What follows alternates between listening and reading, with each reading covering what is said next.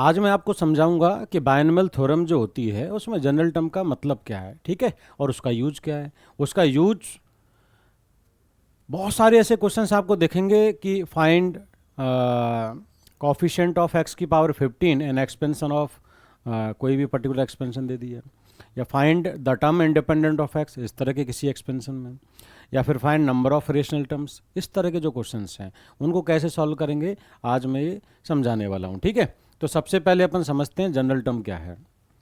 तो general term क्या है, तो देखो ये एक्सपेंशन था जो हमने सीखा अभी तक, एक्स प्लस वाई की होल पावर एन क्या होता है, एन सी जीरो एक्स की पावर एन वाई की power zero plus n C one x की power n minus one y की पावर वन, चलता रहेगा। इसमें हमने जो पैटर्न ऑब्जर्व किया, जैसे इसके बाद वाली टर्म क्या होगी, एन सी टू एक्स की power n minus two into y की पावर टू। पैटर्न ये है कि यहाँ जो नंबर होता है वही वाई की पावर में लग रहा है, देखो यहाँ जो है वही इसकी वाई सेकंड नंबर की पावर में लग रहा है, और इन दोनों x और y की पावर का सम हमेशा n होगा। n में से अगर ये माइनस करेंगे तो इसकी पावर आ जाएगी, ये है। तो इसकी जनरल टर्म होती है ये एन सी आर, आर लगेगा y की पावर में और n मैंने से आर माइनस किया तो n माइनस आर एक्स की पावर, ये जनरल टर्म है। इसी को हम कहते हैं r प्लस वनथ टर्म, ठीक है। तो ये जो x प्लस वाई की होल पावर n जिसके एक्सपेंशन में total n plus one terms हैं, उसमें से वो पर्टिकुलर टर्म कौन सी, r प्लस वनथ टर्म, वही आपकी कहलाती है जनरल टर्म। इसको हम टी आर प्लस वन से रिप्रेजेंट करते हैं, आर प्लस वनथ टर्म। तो r plus oneth term x plus y की होल पावर एन के एक्सपेंशन में क्या निकल के आई, एन सी आर एक्स की power n minus r y की पावर आर। तो आप समझो जैसे 10th टर्म चाहिए तो उसे टी 10 को आप लिखना टी 9 प्लस वन, तो आर बनेगा आपका 9, तो फिर लिख देना एन सी 9 एक्स की पावर एन माइनस 9 वाई की पावर 9, ऐसा कुछ। जैसे इस 2x प्लस 3y की होल पावर 10 के एक्सपेंशन में अगर आपको 7th टर्म चाहिए तो उसे क्या लिख लो, टी 6 प्लस वन, आर आपका जो है वो क्या बन गया 6, तो क्या लिखोगे एन सी आर मतलब 10c6, एन की जगह 10 है, आर की जगह 6 लिख दिया, और इसकी पावर क्या लिखेंगे 10 माइनस 6 दैट इज 4, और इसकी पावर 6, ये आ गई आपकी। तो जैसे एक और बात है कि x माइनस वाई की होल पावर n आ जाए, तो बोले इसका भी मैंने एक्सपेंशन में बताया हुआ है कि एन सी जीरो एक्स की power n minus n C one x की power n minus one y की पावर वन, तो माइनस प्लस माइनस ऐसे चलता रहेगा, ऑल्टरनेट प्लस माइनस। तो इसमें जो जनरल टर्म निकल के आती है वो ये आती है माइनस वन की power r n C r x की power n minus r y की पावर। इसका मतलब समझना आप, अगर आर इवन है तो माइनस वन की पावर आर क्या हो जाएगा, पॉजिटिव, दैट इज वन, और अगर आर ऑड है तो माइनस वन की पावर आर क्या हो जाएगा, माइनस वन, यानी कि आंसर नेगेटिव में आएगा। तो ये याद रखना, जब जब सफिक्स दैट इज आर आपका इवन है तो टर्म बनेगी पॉजिटिव, अगर आर ऑड है तो टर्म बनेगी नेगेटिव इसके एक्सपेंशन में। तो जनरल टर्म क्या बनी समझ गए ना, इसके एक्सपेंशन में माइनस वन की power r n C r x की power n minus r y की पावर आर। तो ये जो 2a माइनस 3b की होल पावर 20 है, इसके एक्सपेंशन में अगर आपको 10th टर्म चाहिए, कौन सी टर्म चाहिए, 10th टर्म, तो 10th टर्म बनेगी क्या, टी 9 प्लस वन, लिखेंगे क्या, बोले आर क्या आ गया, आर चाहिए हमें, आर बन गया 9, तो हम लिखेंगे माइनस वन की पावर 9 जो लिखा है माइनस वन की पावर आर, और 20c9 2a की पावर 11 क्योंकि 20 माइनस 9, और सेकंड वाला है 3b उसकी पावर 9, तो माइनस वन की पावर 9 क्या होता है, माइनस वन, तो आगे माइनस आ गया है, 20c9 2a की पावर 11 और 3b की पावर 9। इसी में अगर 11th टर्म कोई पूछता तो उसे क्या लिखते हैं, टी 10 प्लस वन, आर कितना है फिर यहाँ पे, आर है आपका 10, तो आर अगर 10 है तो क्या बनेगा माइनस वन की power 10 n C r, n की जगह क्या लिखेंगे 20, तो 20c10 2a की पावर 10 3b की पावर 10। अब आप यहाँ पे एक चीज़ ऑब्जर्व करना, माइनस वन की पावर 10 हो गया प्लस वन, बाकी सब सेम है। ये ऑब्जर्व करने वाली बात जो मैंने अभी बताई थी कि जो आर है आपका, आर अगर आर ऑड है तो आंसर क्या आ रहा है, नेगेटिव, यही तो मैंने बताया था, आर ऑड है ना आपका 9, और अगर आर इवन है तो आंसर आ रहा है पॉजिटिव, यानी कि डायरेक्ट हम एक्स माइनस वाई की होल पावर एन के एक्सपेंशन में या नेगेटिव वाले में हम ये कह सकते हैं आर अगर ऑड है तो आंसर नेगेटिव में, आर अगर इवन है तो पॉजिटिव में। अदरवाइज आप जनरल टर्म याद रखो, कन्फ्यूजन होता है स्टार्टिंग में, धीरे धीरे हैबिट में आ जाएगा, ठीक है। चलो बढ़ते हैं, जैसे इन्होंने कहा 15th टर्म बताओ भाई इसके एक्सपेंशन में और 4th टर्म इसके एक्सपेंशन में, ठीक है। तो इसमें बताते हैं सबसे पहले 15th टर्म। तो टी 15 को हम क्या लिखने वाले हैं, टी 14 प्लस वन, तो जो हमारा आर था वो कितना आ गया 14, तो क्या बनेगा, बोले सर 14 आया है, तो वैसे तो हमें पता है 14 इवन है तो पॉजिटिव आएगा, फिर भी हम क्या लिखेंगे -1 की पावर 14 -1 की power r into n C r, n कितना है 20, तो 20 सी आर मतलब 14, ए क्या है 2x, तो यह आ जाएगा 2x की पावर 20 माइनस 14 कितना होता है 6 into B that is 3y की होल पावर 14, ये अपना आंसर है। आगे तो सिंप्लीफिकेशन है, -1 की पावर 14 क्या हो जाएगा 1, तो यह आ जाएगा पॉजिटिव आंसर। तो यह आ जाएगा 2 की पावर 6, x की पावर 6, 3 की पावर 14, y की पावर 14, इन सब का मल्टीप्लिकेशन, ये अपना फाइनल आंसर है। इसके एक्सपेंशन में अगर आपको फोर्थ टर्म चाहिए तो फोर्थ को क्या लिख लो t3 + 1, r कितना आ गया 3, और आ रहा है तो आंसर नेगेटिव आएगा, आप चेक करके देख लो, तो यह आ जाएगा -1 की पावर 3, 7c3 और 3x अपॉन 5 की होल पावर 4, y की पावर 3। ठीक है, तो बताओ -1 की पावर 3 कितना हो गया 1 माइनस के साथ, तो यह आ जाएगा 30 इंटू यह आ जाएगा 3 की पावर 4, x की पावर 4, 5 की पावर 4 इंटू वाई की पावर 3, ये हमारा फाइनल आंसर। आगे तो 7c3 हमें पता है, 7 into 6 into 5 upon 3 factorial calculate कर लेंगे, बाकी आप इसी फॉर्म में भी रख के छोड़ दें तो भी आंसर ठीक है। जैसे 20c14 को क्या ले सकते हैं 20c6, वो तो सिंप्लीफिकेशन है, ऑप्शन के अकॉर्डिंग अपन चेक कर लेंगे। ठीक है, चलो बढ़ते हैं आगे। क्या कह रहा है, आप क्वेश्चंस कैसे आते हैं, मैंने कहा ना कॉफिशिएंट निकालने के क्वेश्चन आते हैं, तो फाइंड कॉफिशिएंट ऑफ x की पावर 32 इन दिस। तो जब भी ऐसा सवाल आ जाए तो ऐसे सवाल को सॉल्व करने का एक ही तरीका है, क्या कि आप उसका जनरल टर्म लिख लो। तो इसके जनरल टर्म लिखेंगे हम TR+1, क्या बनेगी -1 की पावर r, 15CR, x की पावर 4, a की पावर बनेगा ना n-r, तो x की पावर 4 की होल पावर 15 - r, और b क्या है 1/x की उसकी पावर r, तो ये बन गया आपका -1 की power r into 15CR, x की पावर को मल्टीप्लाई कर दो तो 4 इंटू 15 60 -4r, और नीचे आएगा, नीचे क्या बनेगा ये 1/x की पावर 3r, और ये x की पावर 3r अगर डिनोमिनेटर में तो ऊपर जाएगा, तो इसमें और इसमें बेस सेम है तो ऊपर जाके ये माइनस हो जाएगा, तो यानी आ जाएगा -3r। तो फाइनली आपको क्या मिला, आपको मिला -1 की पावर r इंटू 15CR और x की पावर कितना कितना बना, ये बन गया 60 -7r। अब आपको क्या चाहिए बताओ, ये जनरल टर्म है, मतलब जितनी भी टर्म्स हैं वो ऐसी होंगी। जैसे इसमें आपको 7th टर्म चाहिए, सपोज T7, तो इसे लिख लो T6 + 1, r की जगह 6 लिख दो, आपको 7th टर्म आ जाएगी, मतलब -1 की पावर 6, 15C6, x की पावर 60 -7 इंटू 6, ये 7th टर्म आ जाएगी। बट हमें कोई पर्टिकुलर टर्म थोड़ा चाहिए, हमें तो x की पावर 32 वाली टर्म चाहिए, मतलब x की पावर 32 का कॉफिशिएंट चाहिए। तो पहले तो हम ये पता करेंगे यार कौन सी टर्म में x की पावर 32 आ रहा है। तो ये जो जनरल टर्म है उसमें x की पावर हमें कितनी चाहिए 32, तो 60 -7r आपका कितना बन गया 32, तो यहाँ से r निकाल लो, तो 60 - 32 आ जाएगा 28, तो आपका r आ जाएगा 4। अगर आपका r 4 आ गया तो यहाँ से ये समझ में आया कि जो आपकी टर्म है वो कौन सी है जिसमें x की पावर 32 आएगा, r बराबर 4 रख दो वहाँ पे, 4 + 1 मतलब 5th टर्म में आएगा। तो 5th टर्म दिखेगी कैसी, बोले यहाँ लिख दो -1 की पावर 4 इंटू 15C4, r की जगह 4 लिख दो जहाँ जाए, तो -1 की पावर 4 15C4, और यहाँ जाएगा आपका x की पावर, ये तो हमने निकाला ही था, कितना आया था ये 32। इसका मतलब ये हुआ कि आपकी टर्म -1 की पावर 4 मतलब पॉजिटिव ही आएगा, वैसे भी कह सकते थे कि r इवन आ रहा है, तो 15C4 और इंटू x की पावर 32 ये आ रहा है। अब बताओ ये टर्म है जिसमें x की पावर 32 आ रहा है, कॉफिशिएंट क्या है, तो x की पावर 32 का कॉफिशिएंट क्या है 15C4, तो इसका मतलब आपको जो चाहिए था ना कि कॉफिशिएंट ऑफ x की पावर 32 वो आ जाएगा 15C4। कोई चाहे कि सर इसको कैलकुलेट करो, तो 15 इंटू 14, 4 बार ब्रेक कर दो इसे, और अपॉन में क्या आ जाएगा 4 फैक्टोरियल, 4 फैक्टोरियल कितना होता है 24, तो इसको 24 लिख दो।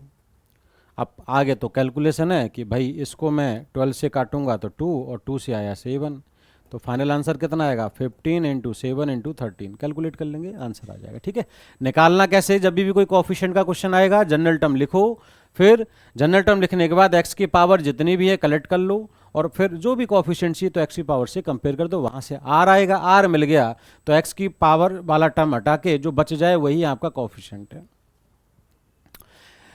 जैसे इसमें क्या कह रहा है, find term which is independent of x, इसके एक्सपेंशन में हमें इंडिपेंडेंट ऑफ एक्स टर्म चाहिए, तो हमें क्या लिखना चाहिए, जनरल टर्म। तो हम इसमें जनरल टर्म लिखेंगे टी आर प्लस 1, तो जनरल टर्म क्या बनेगा, नेगेटिव है तो -1 की power r, n C r मतलब 16 सी आर, ए की जगह क्या लिखा है एक्स स्क्वायर, तो उसकी पावर क्या लिखेंगे 16 माइनस आर, और बी की जगह लिखेंगे 1/x की पावर 6, तो इसकी पावर आर। तो ये आपका बन गया -1 की होल पावर आर, ये है आपका 16 सी आर, एक्स की पावर यहाँ पे कितनी आ रही है, ये आ रही है 32 माइनस 2r, और 1/x की पावर आ जाएगा 6r एक्स, तो ये ऊपर जाएगा तो ये आ जाएगा आपका -1 की whole power r 16 C r, x की पावर 32 माइनस 2r और -6r, तो माइनस के 8r आ जाएगा।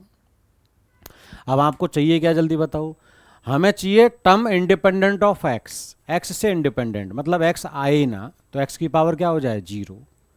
तो कई बार हमसे ये भी पूछा था find constant term in this, अब एक्सपेंशन करेंगे एक्स नहीं आए, जिसमें एक्स नहीं है वो कांस्टेंट है, तो कांस्टेंट टर्म वाले क्वेश्चन के लिए भी एक्स की पावर 0 करनी है, और टर्म इंडिपेंडेंट ऑफ एक्स के लिए भी एक्स की पावर 0 करनी है। तो टर्म इंडिपेंडेंट ऑफ एक्स के लिए एक्स की पावर कर दो 0, तो यहाँ से 8 आर आ जाएगा 32, तो आर कितना आ गया भाई 4, आर बराबर 4 आ गया, तो इसका मतलब आर बराबर 4 यहाँ रखो, तो 4 + 1 मतलब फिफ्थ टर्म वो होगी। कई बार ये भी पूछ लेते हैं कि बताओ कौन सी टर्म है जो इंडिपेंडेंट ऑफ एक्स है, तो कौन सी टर्म है फिफ्थ। अब पूछे कि टर्म क्या है, तो आर बराबर 4 यहाँ लिख दो, तो आपकी T4 + 1 मतलब फिफ्थ टर्म बनी, और यहाँ लिख देंगे आर की जगह 4, तो -1 की पावर 4, ठीक है यहाँ लिखो, और 16C4, और x की पावर तो क्या होना है 0, तो गायब हो गया, तो ये आपकी 16C4 आया, क्योंकि ये तो 1 हो जाएगा। ये वही है 16 को 4 टाइम्स ब्रेक किया अपॉन 4 फैक्टोरियल, तो इसका फाइनल आंसर चाहे तो एस फॉर्म में भी हो सकता है, ऑप्शन में मिल जाए, या आप लिखना छोड़ देंगे इतना तो भी चलेगा, ठीक है। और बाकी 4 फैक्टोरियल लिख दो 16 को, और 4 फैक्टोरियल, सो 4 फैक्टोरियल हमें पता है कितना होता है 24, आगे कैलकुलेशन है वो हम कर लेंगे डिवाइड करके, ठीक है। चलो आगे बढ़ते हैं, एक आता है नंबर ऑफ रेशनल टर्म्स का क्वेश्चन, जैसे मैंने कहा था अभी, तो find number of rational terms and expansion of this. जब भी ऐसा क्वेश्चन आए तो सबसे पहले तो क्या है, ये जो दे रखे हैं ना इनको कोशिश करो अगर सिंप्लीफाई और हो जाए। जैसे कई बार ऐसा लिखा रहता है कि 8 की पावर या ऐसा लिखा है 8 की पावर 1/6, तो पता है ये 8 मतलब 2 की पावर 3 की पावर 1/6, तो क्या बना ये 2 की पावर 1/2। तो जितना मैक्सिमम से मैक्सिमम सॉल्व हो जाए पहले सॉल्व करना, उसके बाद, नहीं तो फिर क्या है आंसर के गलत आने के चांसेस हैं, ठीक है। तो ये ऑलरेडी सिंप्लीफाई है, 2 की पावर ये लिखा है, 3 की पावर, तो और सिंप्लीफिकेशन होगा नहीं। तो यहाँ तो अपन क्या करेंगे, जब भी रेशनल टर्म का क्वेश्चन आएगा तो जनरल टर्म लिख लो, और उसे ही हम रेशनल बनाने की कोशिश करें, क्योंकि वही तो टर्म है इसकी। तो जनरल टर्म क्या बनेगी इसके एक्सपेंशन में, r + 1th टर्म, बोले NCR तो 600CR, और a की पावर यानी ये a है तो इसकी पावर n - r, और b की पावर r, ये बन गई जनरल टर्म।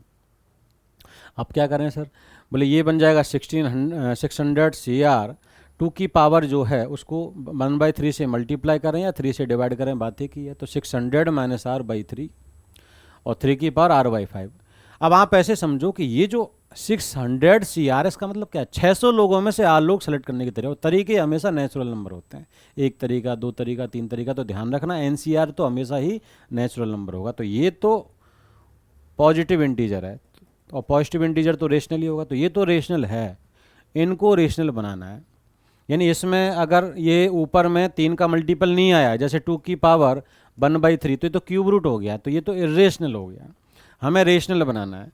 तो रेशनल कैसे बनेगा, बोले ये जो आई है ना पावर्स, अगर ये इंटीजर हो जाएं तो क्या बनेगा रेशनल। तो बस आपका यही मेन एम है इसके बाद कि ये इंटीजर होना चाहिए और ये इंटीजर होना चाहिए। तो 600 माइनस आर बाई 3 इंटीजर होना चाहिए और ये भी इंटीजर होना चाहिए। अब आप खुद बताओ r अपॉन 5 इंटीजर कब होगा? जब r 5 का मल्टीपल होगा। अब r इसकी जनरल टर्म में r आ रहा है NCR, उसमें r होता क्या है? r होता है minimum 0 maximum n, that is 600। तो इसमें r क्या हो सकता है? 0, 5 का मल्टीपल है तो 0, 5, 10, 15 और मैक्सिमम कितना? 600। अच्छा, यहाँ के अकॉर्डिंग क्या करें सर? बोले देखो इसमें अगर मैं 3 से डिवाइड करूँ तो 600/3 मतलब 200 माइनस r/3, तो ये तो इंटीजर है, ये और इंटीजर होना चाहिए। तो r/3 इंटीजर कब होगा? जब r 3 का मल्टीपल होगा। तो इसका मतलब यहाँ से हमें ये समझ में आया कि r 3 का मल्टीपल होना चाहिए। तो 3 का मल्टीपल क्या क्या होगा? 0, 3, 6, 9, कहाँ तक? 600 तक। 600 भी 3 से डिविजिबल है, 5 से भी डिविजिबल है। अब आपको r ऐसा चाहिए जो इसको भी सेटिस्फाई करे और इसको, मतलब इन दोनों में कॉमन चाहिए। तो कॉमन देख लो, तो ये 3 के मल्टीपल हैं, ये 5 के मल्टीपल हैं, तो कॉमन होगा LCM, लीस्ट कॉमन मल्टीपल। मतलब 3 और 5 का कॉमन मल्टीपल क्या आएगा? 15 के मल्टीपल्स। तो मतलब इसमें कॉमन क्या दिखेगा? 0, 15, 30, 45, 600। नंबर ऑफ टर्म्स देख लो, डायरेक्ट बता सकते हैं कि यार ये है सर 15 इंटू 1 और ये वाला है 15 इंटू 2, ये है 15 इंटू 3 और ये है आपका 15 इंटू 40। तो 1, 2, 3 से लेके 40 और ये आपका क्या है? 15 इंटू 0। तो 40 टर्म्स ये एक ही है, तो कितनी टर्म्स हो गई? 41। तो नंबर ऑफ रेशनल टर्म्स हैं 41। इस क्वेश्चन में अगर आपसे पूछता इरेशनल टर्म्स तो बता देते क्या? बोले सर टोटल टर्म्स कितनी होंगी?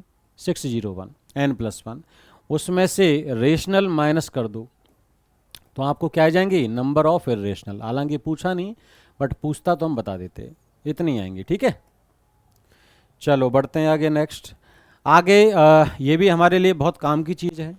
1 प्लस एक्स की होल पावर n का एक्सपेंशन हम जानते हैं NC0 plus NC1x plus NC2x² plus NC3x3 NCR x की पावर r, ये जनरल टर्म है। और NCn-1 x की पावर n-1, मतलब अगर मैं कहूँ कि NC5 तो x की पावर 5 आएगा, NC10 तो x की पावर 10 आएगा। तो हम उल्टा याद रखेंगे कि x की पावर 10 का कोफिशिएंट क्या आएगा? NC10, x की पावर 5 का कोफिशिएंट क्या आएगा? NC5, ऐसा कुछ। तो कोफिशिएंट ऑफ x की power r in expansion of this, जल्दी बताओ। 1 प्लस एक्स की होल पावर n का एक्सपेंशन आपके सामने लिखा है। इसमें अगर x की पावर r का कोई कोफिशिएंट पूछे तो x की पावर r यहाँ आ रहा है, कोफिशिएंट क्या है? NCR। ये हमें एज ए रिजल्ट डायरेक्ट याद रखना है। जैसे कोफिशिएंट ऑफ x की power 5 in expansion of this, 1 plus x की होल पावर 20 में x की पावर 5 का कोफिशिएंट क्या बनेगा? 20c5। अगर आपको अभी याद ना हो डायरेक्ट, कोई दिक्कत नहीं है, आप तो इसका एक्सपेंशन करना 20c0 plus 20c1x plus 20c2x², 20c3x3। इतने में समझ में आ जाएगा कि सर x की पावर 5 तो 20c5 के साथ आएगा, एंड सो ऑन चलता रहेगा। लास्ट क्या आएगा? 20c20 x की पावर 20। तो देख लो x की पावर 5 का कोफिशिएंट क्या है? 20c5। ठीक है, चलो आगे बढ़ते हैं। अब 1 माइनस एक्स की होल पावर n का एक्सपेंशन में क्या है? बोले अल्टरनेट प्लस माइनस आएगा, NC0 minus NC1x plus NC2x² minus NC3x3 and so on. इसमें जनरल टर्म यह है आपकी, ये है। इसमें x की पावर r का कोफिशिएंट क्या है? -1 की पावर r NCR। तो कोफिशिएंट ऑफ x की power r in expansion of 1 minus x की होल पावर n क्या है? -1 की पावर r NCR। सिंपल। तो जैसे कोई आपसे पूछ ले इसमें कि भाई x की पावर 5 का कोफिशिएंट चाहिए इसके एक्सपेंशन में, तो क्या लिखेंगे? बोले -1 की पावर 5 20c5। -1 की पावर 5 क्या होगा? -20c5। तो ध्यान रखना, ये तो हमने खैर याद कर ही लिया। बाकी मैंने कहा भी था कि ऑड सफिक्स तो नेगेटिव आएगा, इवन सफिक्स तो पॉजिटिव आएगा। जैसे इसी में कोई आपसे पूछता कि x की पावर 6 का कोफिशिएंट क्या है x के एक्सपेंशन में, तो हम कहते हैं 20c6 तो आएगा ही, -1 की पावर 6 मतलब पॉजिटिव में आएगा आंसर, तो प्लस में आएगा। जैसे ये आया माइनस में क्योंकि ऑड सफिक्स, इवन सफिक्स में प्लस।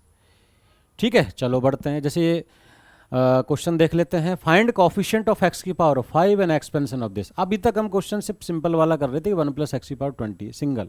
अभी इसको किसी और से मल्टीप्लाई कर दिया। इस तरह के क्वेश्चंस कैसे करते हैं समझ लो। तो कोफिशिएंट ऑफ x की पावर आप 5 आपको चाहिए, तो हमने क्या किया? इसको मल्टीप्लाई कर दिया, इससे अलग अलग कर दिया। अब आप ये बताओ, जब इसको एक्सपेंड करेंगे तो हर टर्म 4 से मल्टीप्लाई होगी, इसको एक्सपेंड करेंगे तो हर टर्म 5x से मल्टीप्लाई होगी, और इसको एक्सपेंड करेंगे तो सारी टर्म्स 7x² से मल्टीप्लाई होंगी। तो इसके एक्सपेंड कोफिशिएंट ऑफ x की पावर 5, तो 4 से मल्टीप्लाई होगी, तो 4 बाहर रख दिया मैंने। इसमें x की पावर 5 का कोफिशिएंट अभी बताया था 20c5 plus 5 as it is रहेगा, वही 5x से मल्टीप्लाई होगा। अगर x से इसकी सारी टर्म्स मल्टीप्लाई होंगी और मुझे चाहिए x की पावर 5, तो पक्का मुझे इसमें से x की पावर 4 ढूंढना चाहिए, क्योंकि जो भी x की पावर 4 वाली टर्म होगी उसको x से मल्टीप्लाई होकर x की पावर 5 बनेगी।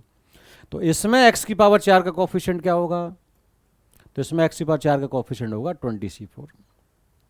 ठीक है, इसमें क्या करें, बोले 7 कांस्टेंट है बाहर रखा, x² मल्टीप्लाई होगा इसकी हर टर्म से, तो और मुझे चाहिए x की पावर 5, तो पक्का मुझे यहाँ से क्या ढूंढनी चाहिए, x की पावर 3। तो इसमें x की पावर 3 क्या हो जाएगी, 20c3। आई थिंक क्लियर है। ठीक है, तो ये हमारा आंसर है। ठीक है, चलो बाकी नेक्स्ट लेक्चर।